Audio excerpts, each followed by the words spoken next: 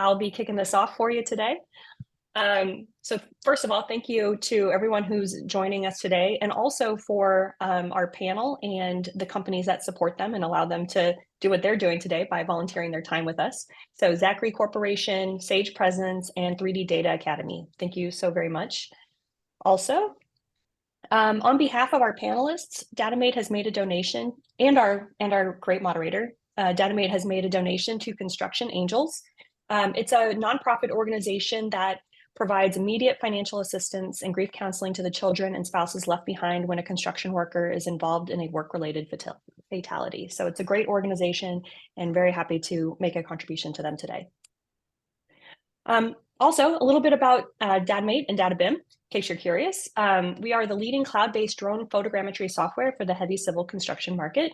We do a lot more, but I have to keep it simple for today's webinar and stay on point. So if you're interested in learning more, please scan that QR code right there on the screen, and we're happy to show you a little bit more about what DataBIM can offer you and give you a custom demo. So feel free to scan that, and we'll be really excited to show you a little bit more about DataBIM.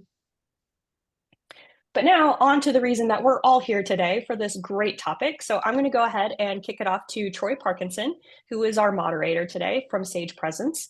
And in case you're curious about Sage Presence, they do amazing presentation prep. So if you've got a shortlist presentation coming up for a DOT project, you should probably give Troy a call after this webinar. But for now, I'm going to go ahead and kick it off to him. Troy. Excellent. Thank you so much, Chaz, and welcome everyone to today's panel. It's going to be a very fast-paced conversation with a great group of panelists. So we want to jump right in and do a quick introduction of our panelists today. So first, I'd like to kick it off to you, Todd. Share a little bit about who you are, what brought you here today. Yes. So Todd Sutton, Director of Construction Technology at Zachry Construction Corporation. I guess my journey to here today with the AI in construction is basically I was asked to get involved in developing a chatbot a couple of years ago, and that kind of led me to learn more about neural language understanding, or natural language understanding, and natural language processing, which led me into machine learning, and then started getting into computer vision, and kind of linking the different technologies and algorithms together, basically. My first course, incidentally, was an MIT course. It was part of their open courseware I took in 2016, I believe. And it was actually a recording that was done in the fall of 2010. That course is still available, and I'll provide it later on in the chat for everybody link, because you can actually download it. So it's kind of interesting. So anyway. Outstanding. Thank you so much for being here today. Our next panelist is actually calling in from Paris. So we're thrilled to have an international experience today. Doctor, please share a little bit about yourself. Yeah, thanks a lot, Troy. So close to Paris, it's actually Toulouse, so a bit south. But I'm currently engaged in both the education on two fronts. So on the public side with the University of Liège and Twente, and then for professionals and engineers that don't have the time to go back to the university through the 3D Geodata Academy, where basically I compact all the knowledge that I was lucky to deploy through various years of R&D in the 3D tech space.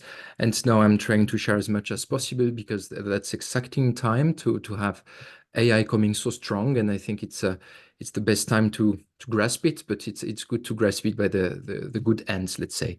So yeah, that's who I am at the moment. Excellent. Welcome. It's great to have you with us, and we look forward to having you share your knowledge. And lastly, Tom, share with us a little bit about yourself and your connection to the conversation. Well, I'm the Senior Solutions Engineer for Datumate in the United States. Love my job, work with drones. My goal is to help our clients understand how to implement drone technology and get the very most value out of our software. My background's in physics and computer science. I'm a private pilot. I've been studying AI, though, for the last 5 years. I just took an amazing course at the University of Texas in implementing AI with Python that I got a huge amount of value out of and really enjoyed.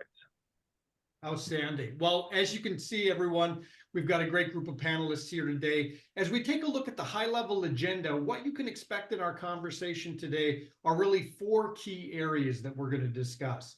Part 1 is about AI in action and what that looks like. We're going to dive into some deeper questions about how AI is shaping the construction space. We're going to talk a little bit about some of the pitfalls that come in AI as we get into our zone 2. Zone 3 is all about educational resources. We want you to walk away from this experience today feeling like not only did you learn something new, but you know how to follow up and dive deeper through some educational resources. And lastly, our zone 4 is all about, oh my gosh, is AI going to take our jobs? We're going to dispel some of the myths that come with that as well. So before we jump in, we do have a quick survey. Is that right, Chaz, that we want to get a sense of our group here? We do indeed. Excellent. Let me go ahead and launch that. And as we're launching this, so what kind of company do you work for? We'd love to know who's here with us today. So feel free to jump into this. Your design, engineering firm, general construction, drone surveying, construction technology, or other. We'd love to get a sense of who's all here today. Also, one housekeeping note as you're beginning to fill in that survey, feel free to add questions to the conversation. This is going to be an open dialogue amongst our panelists, but at any point, drop a question into the chat box or drop a question into the Q&A. I'll be monitoring that throughout the experience, and we'll be sprinkling those in as well. So give a few more moments here just for this initial panel, initial poll question. And let me know when you're complete on that, Chaz. All right, it looks like, oh, we still got a few more trickling in, but we're sitting at right about 30% for design and engineering firms, 25% for general construction, 15%, 19% for construction technology, and then other, we're at about 30%. So excellent. Well, welcome everyone. We're ready to jump into this conversation. And I want to first start the conversation off first with you, Todd. I would love to know sort of how you're seeing the current use of construction tech and AI. What is the intersection you're seeing on how AI can help construction tech? Well, I think it kind of goes in, like I mentioned previously on the talking about the computer vision side of it and how we can do like predictive analytics. But you know, we're actually looking a lot for our equipment. You know, we've been using autonomous machine control guidance systems for the last 10 or 12 years now. But we're looking at how we can further automate it using some of these newer automation type, you know, I guess training of the different models to be able to self-navigate inside a construction site. So. Excellent. And Tom, I'm curious to hear from you sort of from a high level how AI is incorporated into the tech work that you do. Well, Datumate has an awesome AI-assisted ground control marking tool that really is a huge time saver for pilots. You know, for any of our pilots out there who've spent time identifying and marking ground control, they realize what a time suck that can be. So, you know, we're excited about that, and there's certainly a lot of opportunity to use AI in the modeling that we do and we specialize in. So we're excited about the future. And I'm actually excited to take some of Dr. Poux' courses. I think that they will be very instrumental in identifying objects through point clouds, that kind of thing. Yeah. Yes, and Dr. Poux, I would be curious to hear from you. Kind of, can you give us a high-level overview on how you're taking that 3D world and bringing in the AI as a bridge for the construction industry, or as industry as a whole? Yeah, that's a great question. So most of our data set in the construction industry now, coming out from sensors, is a point cloud data set. So it's very nice because it's very close to the raw sensory output. So that's a great starting point. And the second thing is that it's actually a canonical data set, which means that you can go in a directional ways from the point clouds to other modalities like meshes, beam element and such, but usually going this extra mile mean that you need to inject some kind of knowledge, it's semantics within your data set, your, let's say, dumb point clouds. And doing that, you have several tracks. I would say 3 main tracks. You have the classical track that was used since 10, 15 years now, which is classical mathematical algorithm. Then the new one that emerged the past 10 years was classical machine learning. So trying to put decision trees, forest of votes, voting on some specific elements to try and extract what does this point cloud holds. And now we see more and more deep learning approaches. And the last 2 years, we saw a lot, especially with this ChatGPT coming on very strong. We saw a lot what Todd mentions, everything that is related to NLP, so natural language processing, trying to have something having less friction as to the interface between what we can expect from the data itself. But down the line, it's all comes down to how you can leverage your expertise as a construction engineer or as a construction professional, the specific knowledge that you have, how you can link that to the data at hand. And a lot of processes comes down to creating deliverable that really builds on the expertise we have, like a floor plan or a topographic mapping or a big model. But all of this could actually be decomposed and trying to have some sort of base element attached directly onto the base data, and that saves a lot of time, and it's also, let's say, better for having less turnaround on things that needs to be updated or such. Yeah.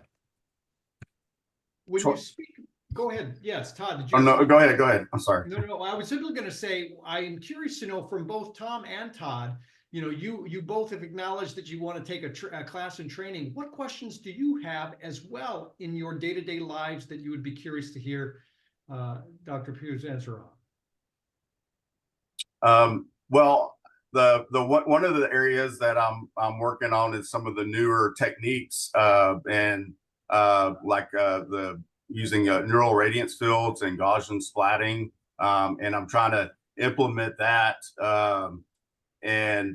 within my current workflows, but I want to be able to automate it. And I think Dr. Poux has some techniques that I saw that the way he does with the cloud, taking the point cloud data and turning it into a mesh, and then as an automated workflow, and then the segmentation, and then actually be able to make it I guess with the classifications added to that. So that would be something I would want to learn more about, and how to integrate the newer techniques with the existing workflows. Yeah, I think that's fantastic. So I guess we are all aware of that, but it's going very, very fast. Yeah, it is. the last 3 or 4 years, it's extremely fast. I remember when I finished my thesis that at the end I was saying, all right, so now what I expect is, like, if we want to go beyond, I expect NLP to come out very strong. I expect, and in my head, when I was writing the line, it was in 15 years time, but it was not in 15 years time.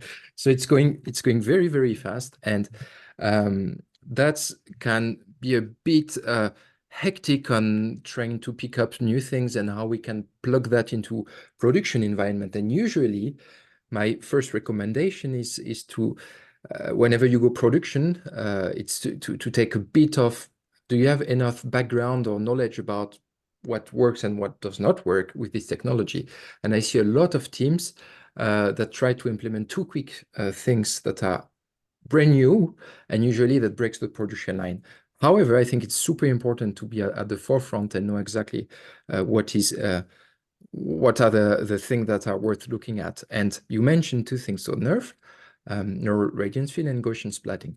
So far, Gaussian splatting is mostly visualization technique, right? So you want to render something better. But for the construction industry, where you are really keen onto having something accurate and modeling better, that is just for the end of the pipeline. You want to have something, you want to showcase your project. That's fantastic. However, the NERF is taking a bit onto the photogrammetry, let's say, bandwidth, if I could call it this way. Sorry, it's the evening and my English is a bit in the bucket.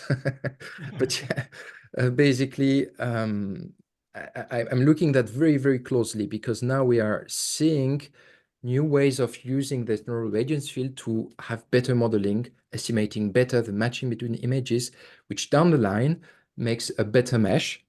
And on top, you may have less inconsistency between your point of views of your pictures and such.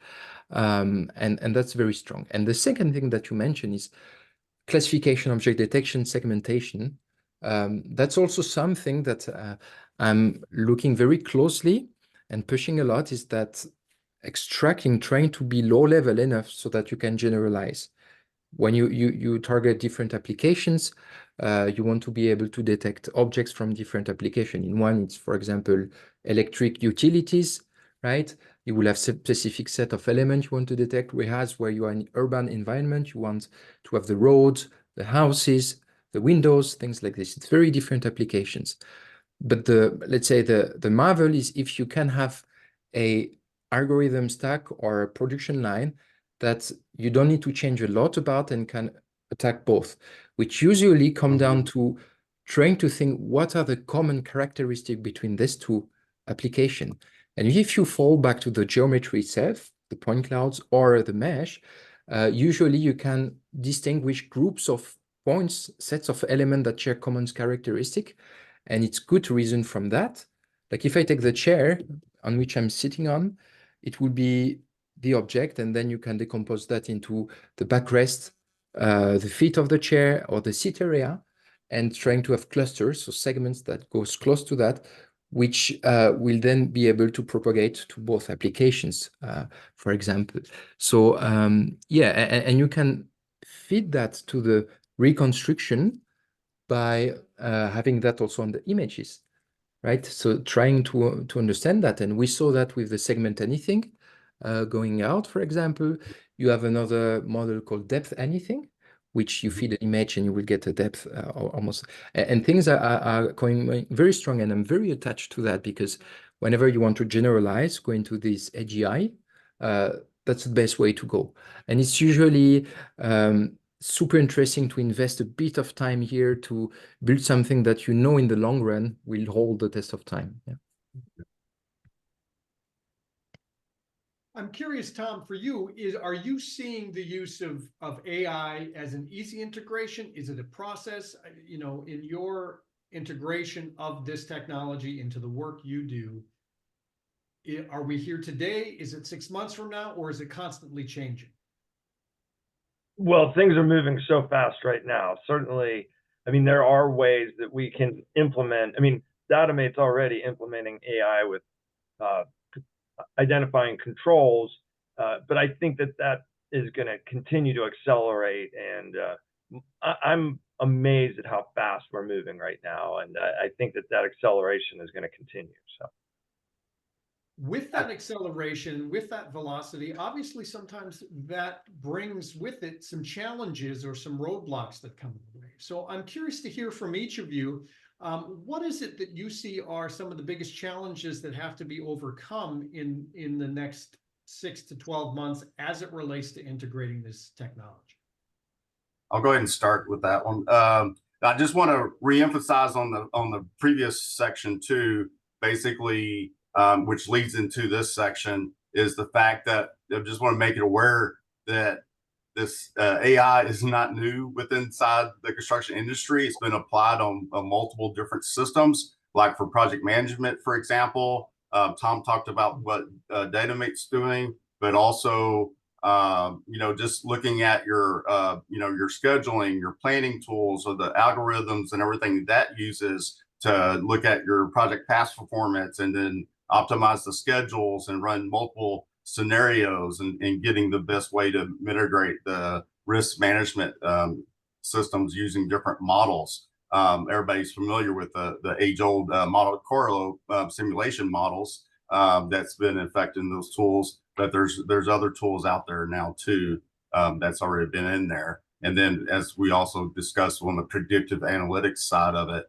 there's just a lot of tools out there that are focusing on safety. They use, basically computer vision to be able to analyze safety and do predictive analytics of safety hazards and suggest intervention to prevent those. And those have been out for several years now too. So I just want to touch upon those points, but then coming back around to some of the challenges and pitfalls, basically with inside the, especially in construction. I think it's with everything going in, you need to kind of do your fact checking when you're using the different tools and find out really because I think one of the areas is that we have a downside on is a lot of people believe that they can't implement the AI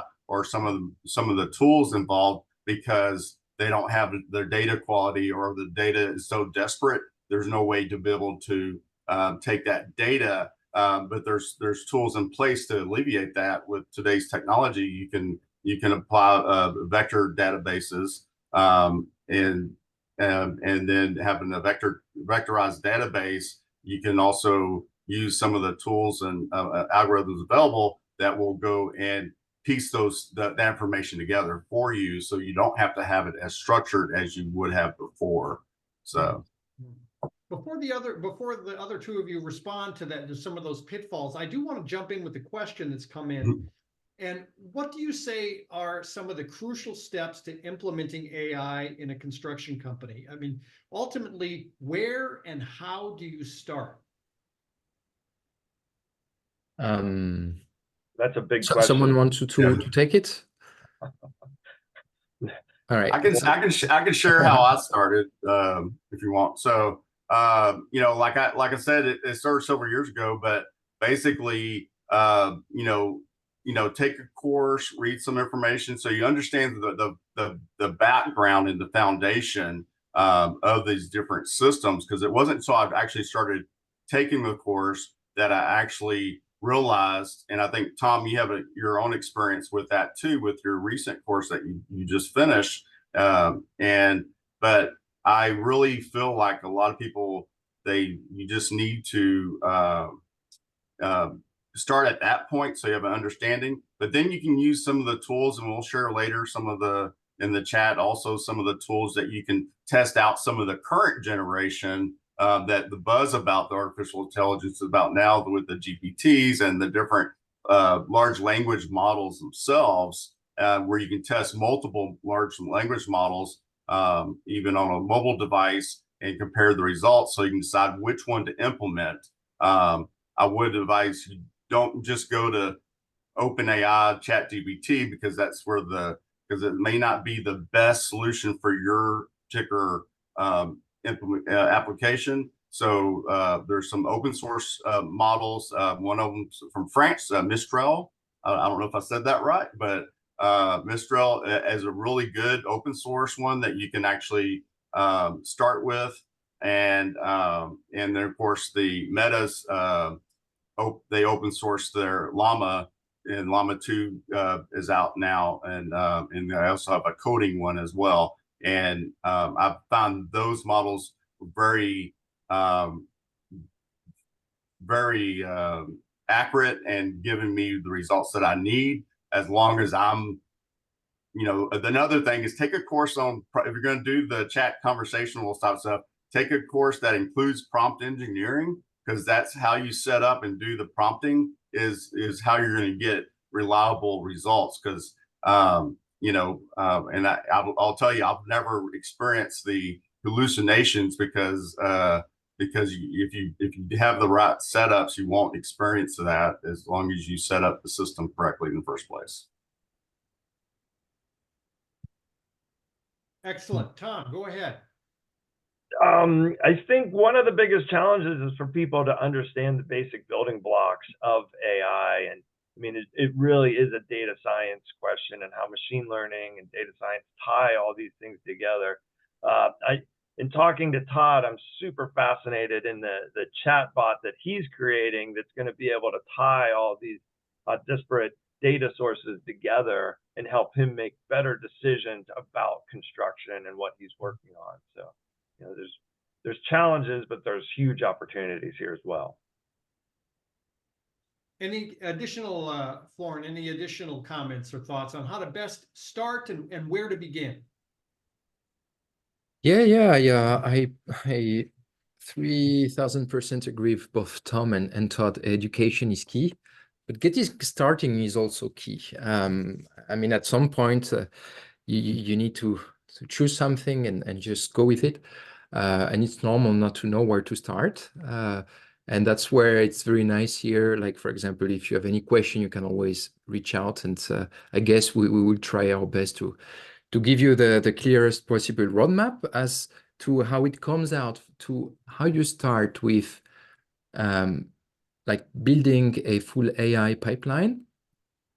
I did that for at least 15 companies in the last 2 years, for building classification processing or integrating GPT's stuff inside of their architectures and such.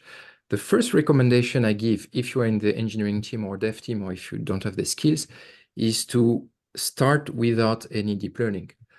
Start with classical approaches and use deep learning only if these approaches fail. Then it means that, okay, that's not good enough. You need to upscale. But usually upscaling means also upscaling your infrastructure. That's something to be aware of.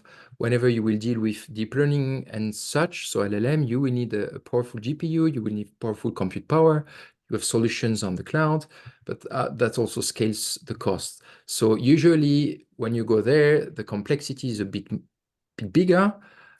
So that's why I said best to start small, build something at a small scale, and if it works, you can always upscale with switching a module, like a classification module, with a new one, or switching something you do manually by a prompting engine, like Todd mentioned some.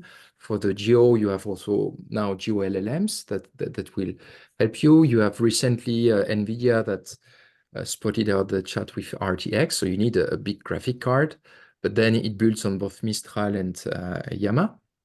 But yeah, so you have possibilities. It depends where you are also with your skill. If you want to be a tool user, because there's are tools down the line, or if you really want to build something where you need to be a bit savvy with Python, data science, like Tom did.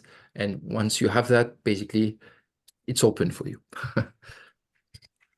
So if I'm understanding correctly, for any of those out there that are listening to this experience and trying to find that first step forward, it is about taking those first steps and gaining that knowledge. One question I have as far as these pitfalls and challenges is it okay to make mistakes in this process? You know, in one of the previous webinars that we've done, we talked about failing fast and failing forward. I would love to get all of your collective thoughts, and Todd, we can start with you. What recommendations do you have for people on failing fast and failing forward? Yeah, you definitely, you know, that's the biggest thing is getting started, and I think you do have to go into it. Just, you know, we have a machine that we can do everything online. So I mean, on our on premise, so to speak. So it's not exposed anywhere. So I would warn against people trying to just use the online versions of the tools that are open to the public unless they have specific safeguards, which they've added in most of the paid versions of the systems now, that safeguards your information and it's not using it for training any longer. So I would look in those areas, but where you can do something standalone, I would also go ahead and do it. But the important thing is to do it, you know, and you will fail at first, but then eventually you'll have a solid understanding and implementation of the product that you release to your end users. But in that same thing, just warn you, don't prematurely release it to the end users until it's ready, or else you won't have adoption by with the end users. And then as you're developing it, stress one thing when we develop any new process or technology, we're always really trying to involve the end user in that process so that they're creating the tool with you and that they want to be able to use. And then once they test it out, and then you can then do the deployments. And Tom, how about your experience? What have you seen in failing fast, failing forward? Yeah, you want to jump in with both feet. Don't be afraid to fail. But Todd really hit the nail on the head here. You want to take into consideration security with some of these open models that are available in the cloud. So, certainly security should be paramount. Don't fail. Some failures aren't acceptable. So be cautious. Sure. And Doctor, any additional thoughts from you on this topic? Yeah, I can emphasize the both. I mean, definitely what I saw, like last year, this French tech company wanted to like put very quickly something to answer tender more quickly, and from the get-go, it's very important to say stop. Privacy concern, you don't share your things on ChatGPT. If you want to do something like this, you go local. So you take a local model that will have access to your files. So definitely that's up to knowing still education, knowledge, knowing how it works. And also the second thing is testing, and evaluation. That's paramount on two fronts, so qualitative and quantitative analysis. Quantitative is very easy. You export some kind of metrics, and qualitative is also super important, but you need both. And if you have that, basically that's a very strong safeguard to putting out in the world something that was just looks nice, but is actually not very good. And then your user will suffer from it, and down the line you will suffer from it. So yeah. Excellent. So- Actually, a question has come in for you, Doctor, that I want to take a moment to address. A question comes in. Do you have a link to suggest for a generic example of roadmaps you have prepared for various firms? And I don't know whether you can see the questions in the Q&A box, but if can I see the question? Okay, so yeah, yes, Clément, I guess you're French. So yeah, you can reach out to me. I can send you a roadmap and how I address this thing. So it depends on the size of the company.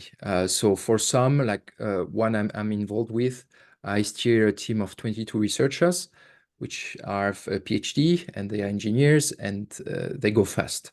So here it's very easy. The roadmap, it's very simple, it's very low level. So every block, it's like object detection, classification, we extract that, we model. When you are more with stakeholder, the roadmap is much higher level. So I have both. I can share depending on your specific case. It's always a good practice to have, but I guess for everyone, having some kind of workflow, knowing where you go. So yeah. Excellent. Thank you. Circling back to our initial question, there's a follow-up. So from an organizational level, first it's education, train employees, then go into it easy to implement use cases. What about implementation and AI strategy?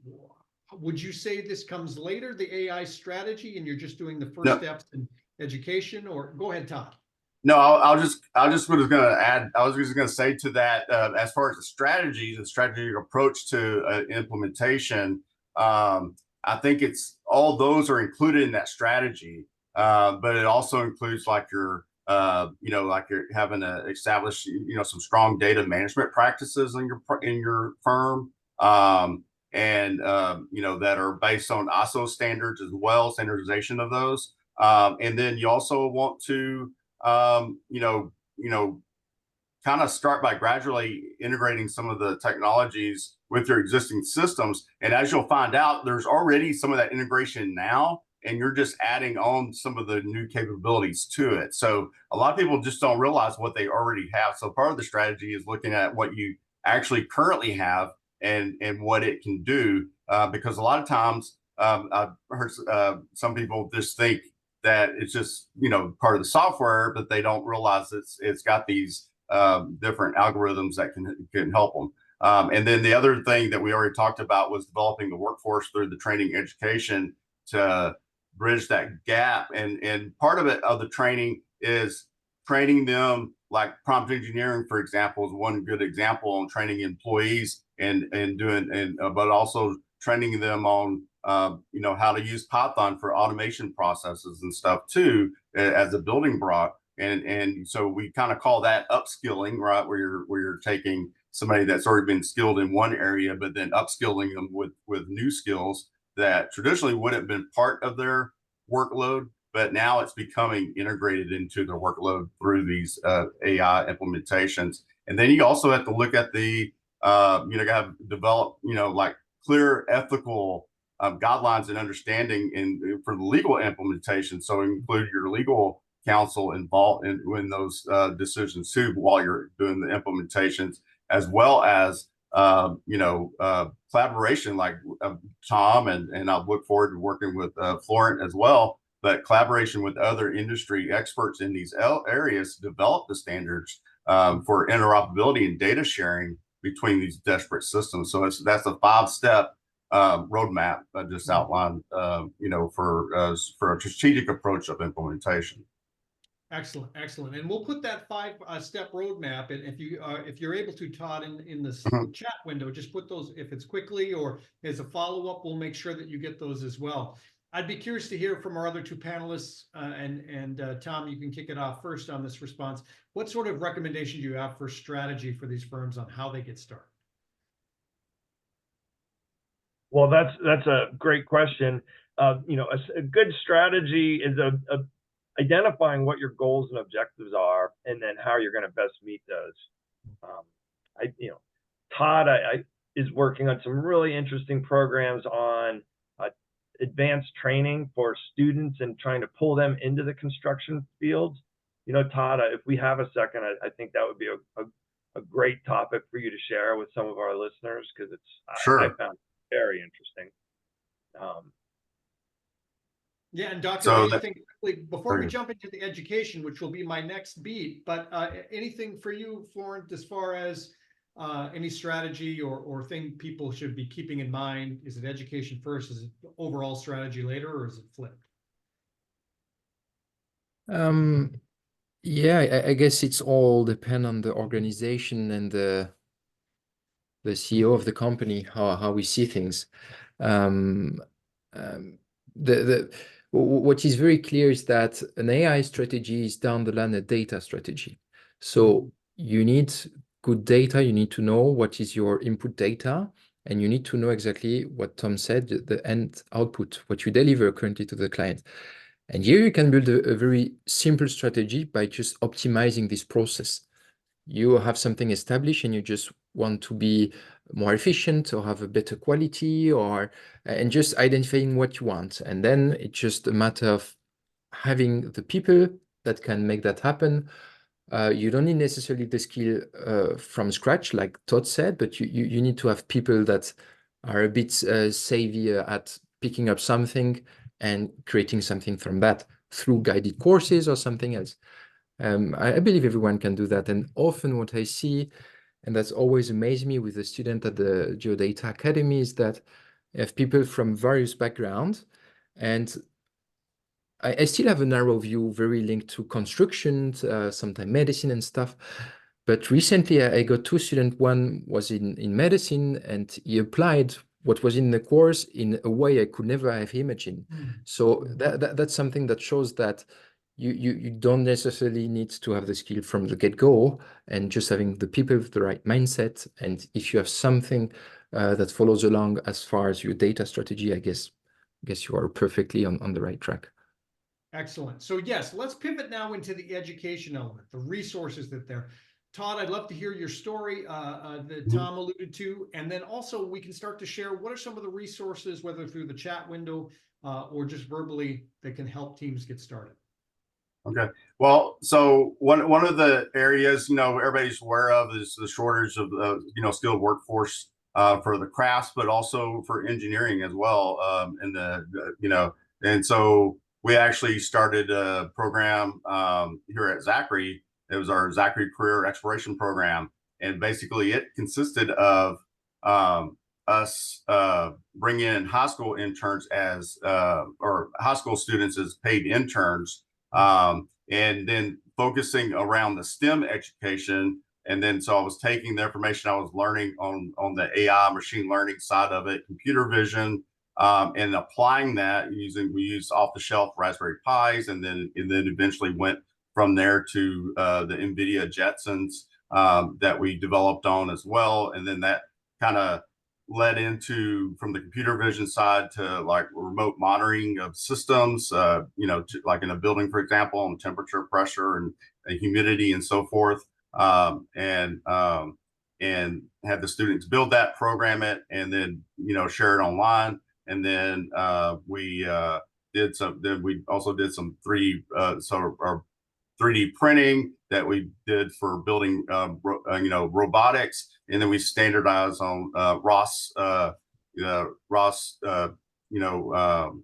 and based off ROS Industrial, really. But ROS is basically an open source framework for programming robotics using various sensors. So we did that, and so we just had it was an 8-week course, and we did it multiple summers, and they would come back, and we have several students that are currently employed with us full time by going through that program. And they started in high school, and then went through college, and then kept coming back to us, and then they hired on with us too. And then also they told other students about that they were going to school about Zachry, and we hired multiple people from that as well. So it's been real rewarding. And then we recently started some outreach in a lot that's funded through the Federal Highway Administration at UT San Antonio, and that was focusing on infrastructure projects engineering with students, high school students there. So that's this will be the second year that program will happen this summer. So excellent. Thank you for sharing that. Any additional resources or thoughts? Tom, we'll start with you. I put the course I took in the chat. I really enjoyed it. It was through the University of Texas, but it was facilitated by Indian doctors who were very well educated and had lots of time to spend with us. So there was lots of one-on-one learning as well that really helped me fast track learning Python, which is a fabulous language to learn. yes. Well, Doctor, I'm curious. You hear a lot of buzz out there how programming and writing code is one of those positions or jobs that's going to be gone in 3 years. From your vantage point, do you see a world where AI is doing all of that coding, and we as the businesses or the future generation don't have to worry about knowing how to do the code? Or is it we will always be sort of in control as the humans, if you will, laying the foundation and the structure for this, and it's always valuable to know that, so that when the code comes in, you can scan the code to make sure whether it's correct or. What are your thoughts on this coding by AI? That's a tricky question. Very tricky. It's a bit early for me. I don't have enough support to give a clear answer here, unfortunately. Definitely, I think there is no better time than right now to start coding with Python. And in Python, you have several aspects. Why I love Python is because it's high level enough so that you don't need to go into the intricacies of C or C++ or stuff. But it's now supported by a lot of libraries that do the heavy lifting for you. You don't have to code from scratch a neural network anymore. But still, it's very good to know how to do that. It's the same with everything. It's always super good, and it's usually how you distinguish someone which is a true expert, to know the fundamentals, the basic. Because once something goes wrong, and it's very often does, it's good to have something to turn to. I got it very recently, the experience in France. For example, people are very enraged currently because the prediction, the meteorological predictions are very, very, very wrong. And what happens is like there are no experts anymore. There is only, before there was one per department, so 100 and such. Now there is only one for the full France, and the rest is done by AI models. But whenever there are, like right now, very strong weather condition and such, it's always wrong predictions. So here there are a lot of impacts for the people working on the farms, for the ski resorts, or things like this. It's really, really problematic. And the same in the construction industry can happen. So maybe coding by AI will happen sooner than later by prompting and things like this, but you still need to have this critical thinking about knowing how the logic of coding is. And here you need education. So if I quote the guy, the CEO of NVIDIA, who was the one who said that 3 days ago publicly, he specifically pinpoint, but I think we need to invest in education and people who can teach how we get the skills. And definitely, like I emphasize that there is no better time than right now to learn Python, to learn how to learn how to code AI. And with the 3D aspect of things, it's even more niche because people there is a huge shorthand of skilled people with that, because there are not a lot of courses available with 3D, whether it's 3D Python or 3D deep learning or such. But like right now, all the companies that I advise and the people that I talk with, they are looking for machine learning expert with 3D data sets. They are looking for researcher that can do some new algorithm for 3D stuff. And most of the thing is like they need people that can take a new paper and say to you if that can be implemented or not.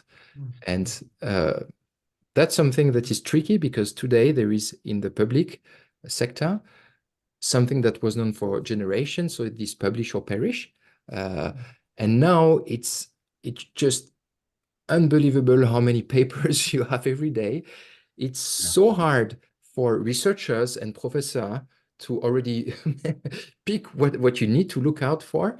So if you are there and you arrive on the spot, I think it stresses you.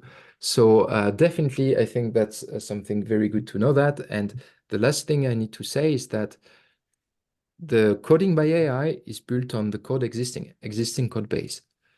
And right now, you have more and more projects that push out GitHub repositories, which actually do not work. It looks nice on the paper.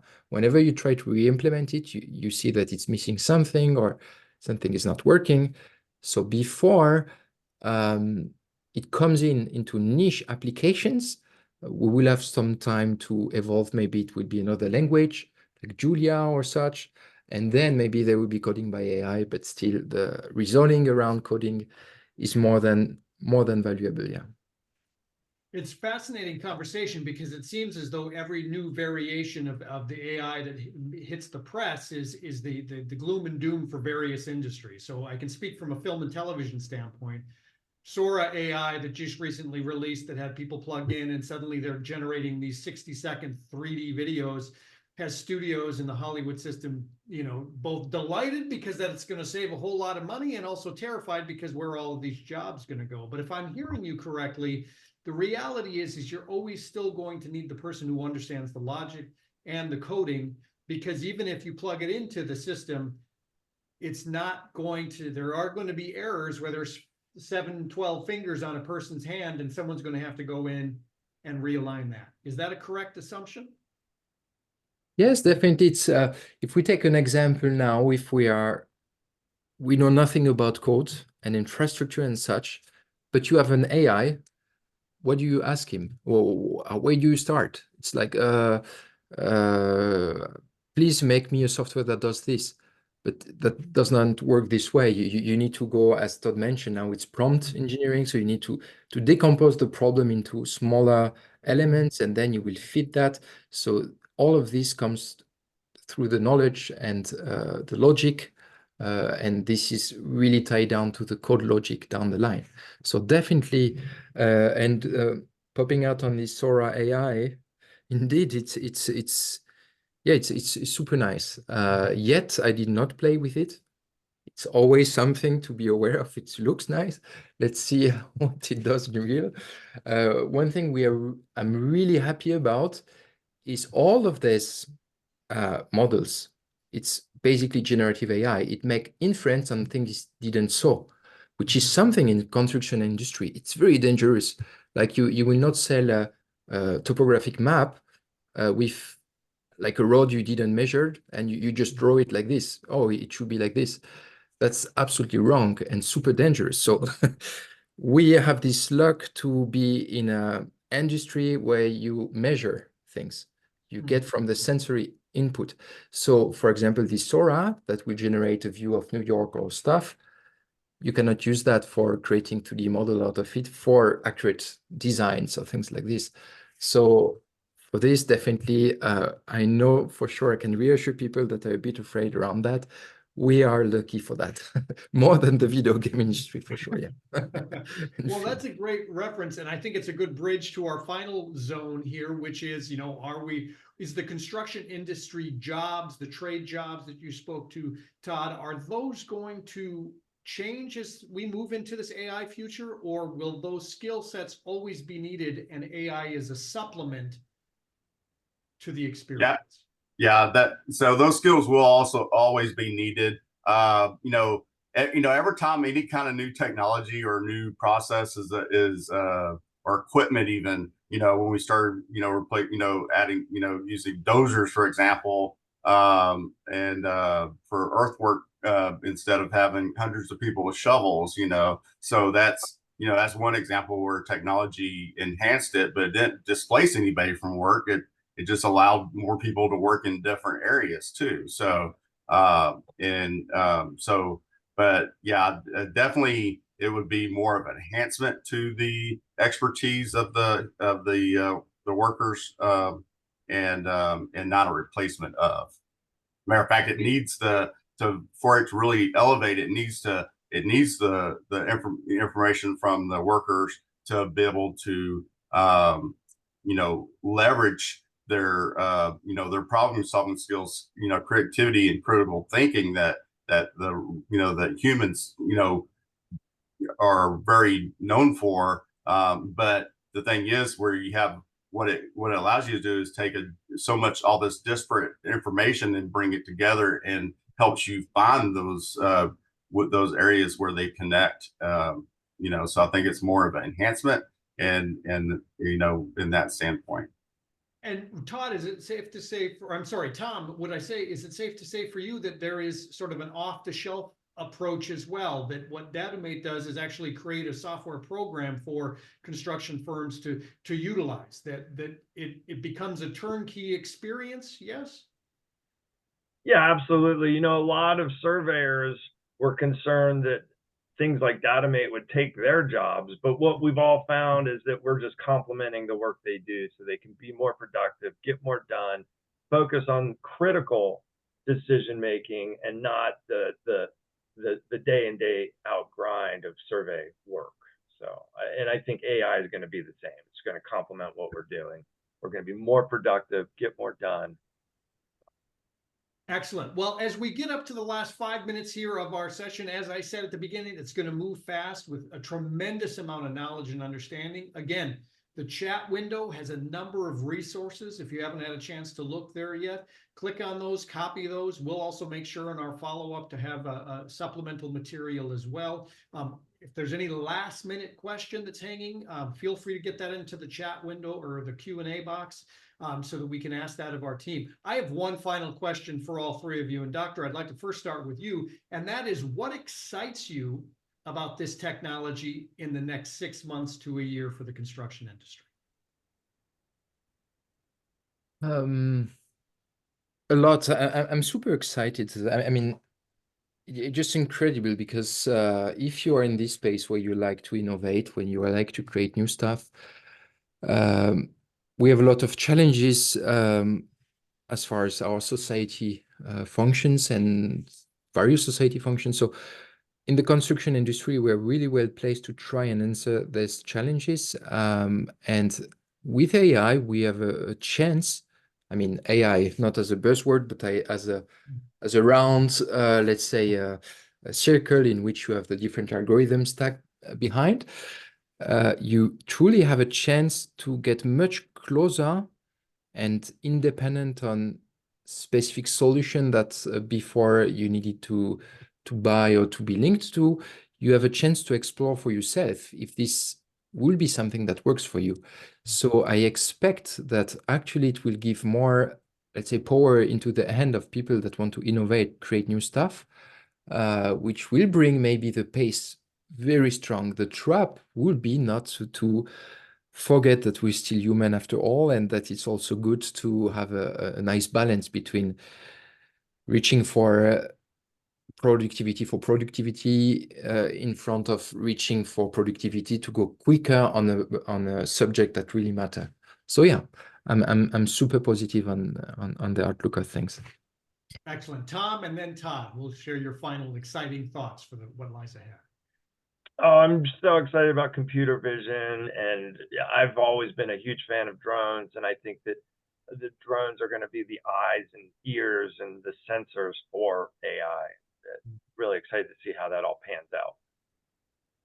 Excellent.